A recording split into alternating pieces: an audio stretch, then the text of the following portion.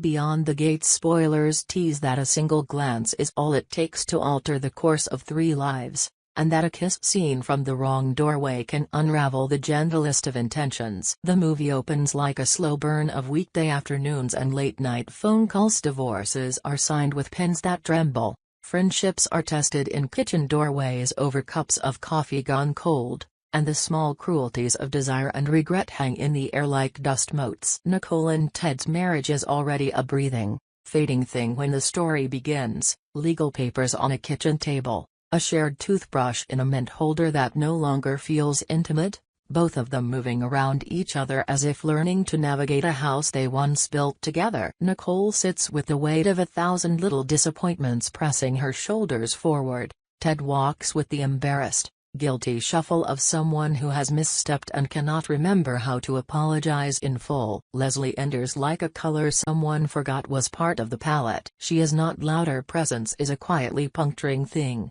an unexpected laugh at a wrong moment, a raised eyebrow that reshapes the meaning of a sentence. There is something about her that looks at tension and smiles, as if she can see the strings beneath the puppet's skin. She sees the kiss overture between Nicole and Carlton at the coffee shop by accident or design, depending on which lens you choose. The sight of 2 people leaning into each other, lips brief and electric, stirs something in her that is not purely voyeuristic. It is a small triumph, a confirmation that the thing she senses in the air, a possibility of reordering loyalties, of stepping into the space someone else has vacated, is real. Nicole's separation from Ted is not violent, it is full of silences, and those can be worse. She is hesitant to pull the bandage fully off because of the remnants of warmth, the memory of softer mornings, and the practical geometry of shared life. Her mother, Anita, sits across from her with a mug of tea and the sort of clear,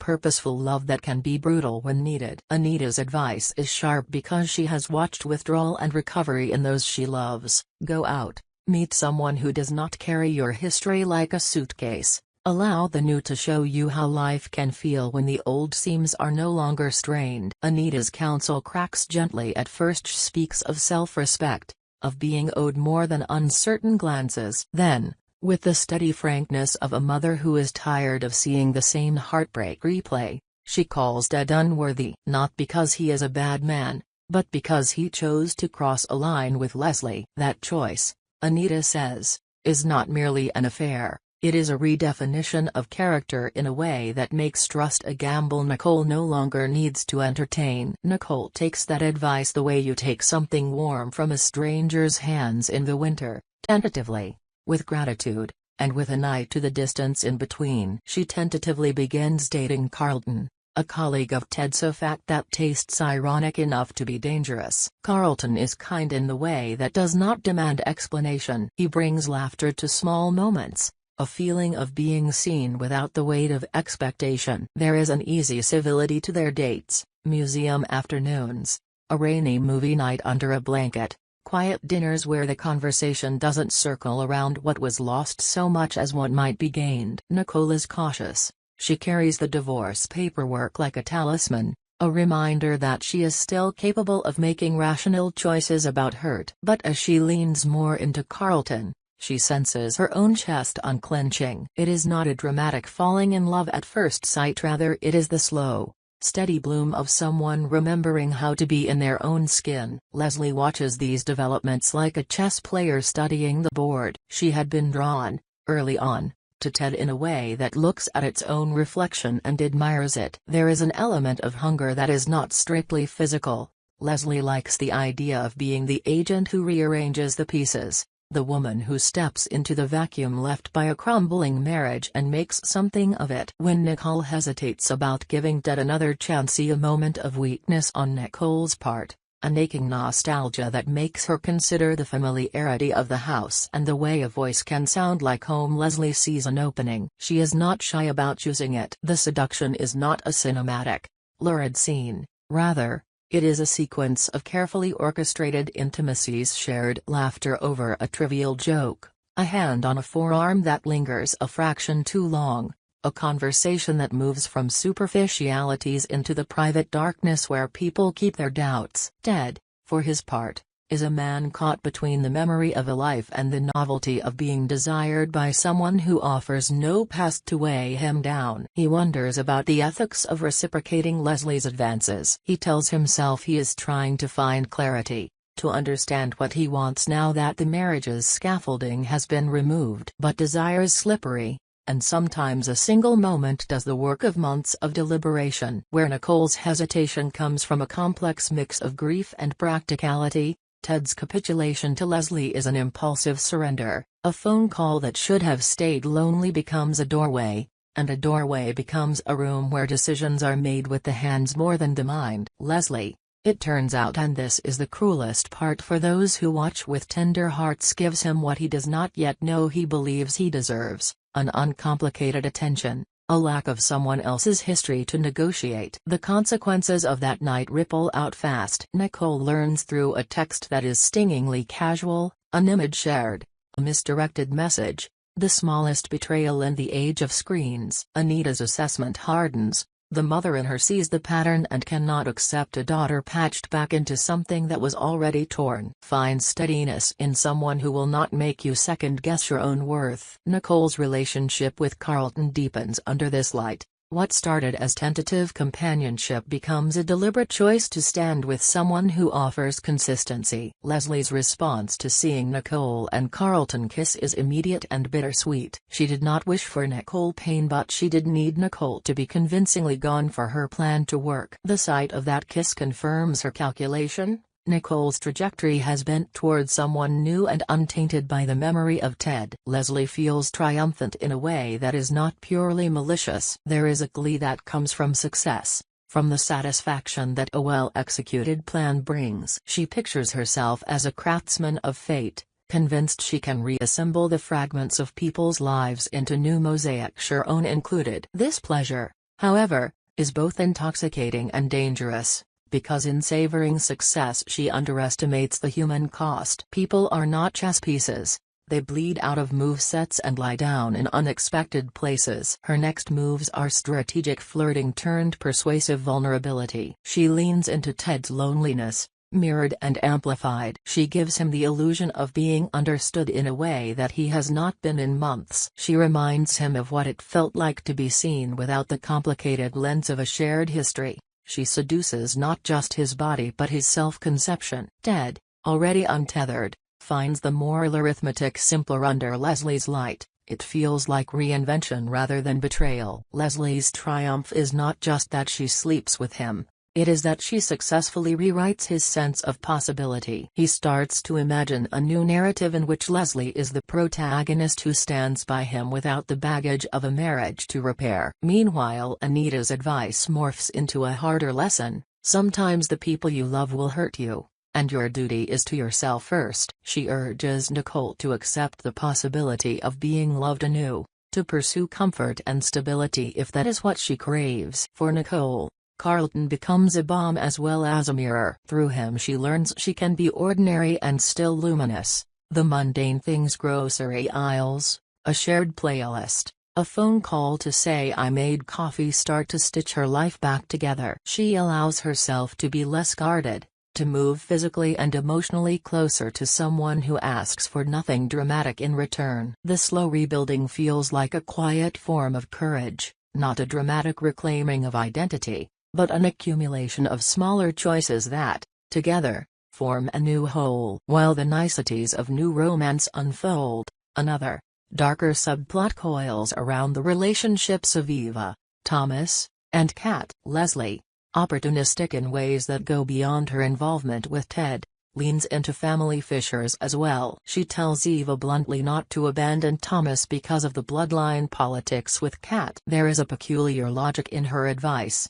Eva's standing in the sibling dynamic has always been precarious. To lose Tomas because of familial divisions would be to concede one arena of power to Kat. Leslie argues that Eva should assert herself by charm or by calculated confrontation so Kat cannot bully her out of a man she desires. Leslie frames this as empowerment. "Take what makes you feel secure," she says, before someone else claims it. Eva's situation is complicated. She is not a villain, nor a conventional heroine. She is a woman balancing affection and ambition. Tomas has drifted toward her in ways that complicate the already fraught sisterhood between Eva and Kat. Kat, for her part, reads the world in absolutes. A man who spends too much time with another woman is guilty by association. When Kat says goodbye to Tomas when she tries to end the relationship because of his inattention or perhaps an accumulation of unmet promises, Tomas finds himself cold and searching for a warmth that will not accuse him of failures. He is tempted to step into Eva's life precisely because she offers a different kind of acceptance, not necessarily a clean or faithful one, but a tolerant, chaotic tenderness. The inciting horror for Kat comes like an image she does not want to keep: Tomas wrapped in a towel in Eva's house, a tableau that reads like infidelity on its face. Whether they had committed a betrayal or not, the optics are brutal. Kat's response is volcanic. She calls Eva a homewrecker, pours out a salvo of words that are both accusation and wounded pride. For Kat, there is an ethics of clarity. If Tomas was going to be loyal, he would be visibly so. Seeing him in a private, intimate setting with Eva is a wound that does not easily fade. She does not merely blame Tomas, she unloads onto Eva because the simplest narrative to make sense of her hurt requires a villain to be found. Eva, in turn, is infuriated and defensive. She senses that Kat's rage is as much about insecurity as it is about betrayal. Eva knows Tomas has been at fault as well. He has leaned into her life in ways that suggested an unreliability that would have consequences. There is an ugly truth in their argument: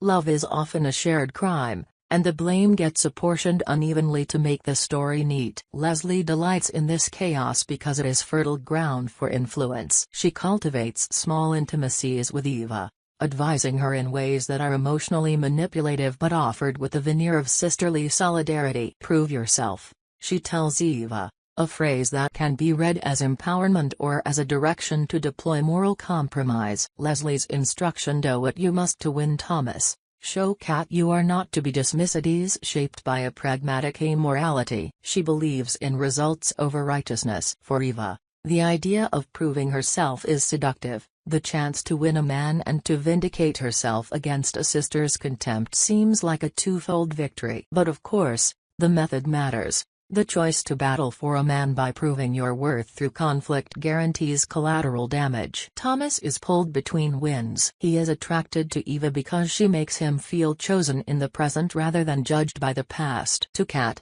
he is a walking apology he seems unable to fully issue. He carries the guilt of his inattention, the boyish impulse to be less decisive than the moment requires. When Kat leaves, heartbroken, he experiences a confusion that is less a definitive moral revelation and more a hollowness that needs filling. Eva's house becomes a refuge not because she is a secret lover in the dark but because she is a place where Tomas's need to be held meets supply. That image of him in a towel is a symbol of vulnerability stripped open, not yet a man of clear choices but someone still defined by messy impulses. Kat, seeing that image, experiences the humiliation of being the woman who has been replaced, even if replacement is not the right word. The aftermath is a cascade of confrontations. Kat's fury turns momentarily into a narrative that paints Eva as a seductress, when in fact Eva is as much a participant in the emotional ecology as Tomas. Their fights are not just over loyalty, they are fights over identity. Who gets to be wronged, who gets to be honest, who gets to be allowed to move on. And Leslie, always watching, uses those fights to further her agenda. She opens small cracks, a sympathetic ear to Eva when she needs validation, a whispered condemnation of Kat's righteousness when it suits her manipulative aims. Leslie encourages Eva to be less apologetic, to claim Tomas not out of spite but out of willful assertion. Nicole, watching from the periphery as her life remakes itself, learns how nastily neat morality can be when seen through other people's actions. She is hurt by Ted's betrayal, and this pain is a prism through which she evaluates all subsequent choices. She wants to be fair but also wants to be safe. Carlton's steady affection gives her a new axis for decision-making. She can decline to be defined by the past she shared with Ted. Anita becomes a touchstone for this new era of Nicole's life. The mother's blunt wisdom becomes a form of armor in social spaces where gossip follows every step. When Nicole sees Leslie smile quietly at the spectacle of her moving on, There is an instinctive repulsion. Leslie's delight is almost adolescent, like someone watching dominoes fall and smiling at each one toppled. Nicole has the right to be angry. She also has the right to protect the fragile bloom of her newly forming happiness. The midsection of the story slows down to examine motivations. Why did Leslie push? Why did Ted fall? What has Anita seen in her own history that makes her so adamant? The film on the expanded narrative that grows from it takes time here to humanize everyone without excusing the harm. Leslie's childhood is not dramatized as a justification but as a context. A girl who learned early that attention could be traded for affection, who internalized the idea that to be desired is to be powerful. Ted's background shows a man who is conflict avoidant, who fears the messiness of a fully accountable life and thus sometimes chooses ease over integrity. Nicole's story reveals a woman who wants to be seen whole without being fixed by someone else. She starts to understand that recovery is not a place but an ongoing practice. Anita's sternness emerges from a lifetime of watching the people she loves compromise themselves for the wrong reasons. Her fierce counsel is thus less about dictatorship than about the hard love of a parent who demands her child be treated as valuable. This is not to say that choices are uncomplicated. The emotional arithmetic is messy and often contradicts itself. The man who slept with Leslie is not a monster in a red cape. He is a man who, in the same breath, can be tender with Nicole and confused with Leslie. Leslie is not purely predatory. She also believes she has a claim to happiness. Eva is not purely manipulative. She is also someone who feels underappreciated and sees Tomas as a lifeline. Kat's wrath, while destructive, arises from a place of vulnerability and humiliation that is painfully human. This messy moral landscape is the film's real theater. It forces the audience to inhabit discomfort and ask what forgiveness looks like, whether redemption is possible, and whether people can be both culpable and beloved. The sequences where lives overlap become tense with the possibility of exposure. Secret texts are misinterpreted, a forgotten photograph surfaces in the wrong context, a neighbor mentions a late-night light seen through curtains. Scenes that could have been melodrama are grounded by small details, the clink of a spoon on a teacup, the way one character fiddles with a ring, the way another cannot meet someone's eyes without apologizing in advance. These textures make the drama human rather than operatic. The audience watches as characters make decisions in the half-light of morality, where no choice is immune from regret. The tension ratchets when Nicole, newly investing in Carlton as a serious companion, faces the cognitive dissonance of loving someone who has been close to her ex. Work emails that serve as unintended reminders of proximity. Nicole must navigate the social geography of her life without turning every corner into a battlefield. Carlton, for his part, demonstrates a kind of patience that is not performative.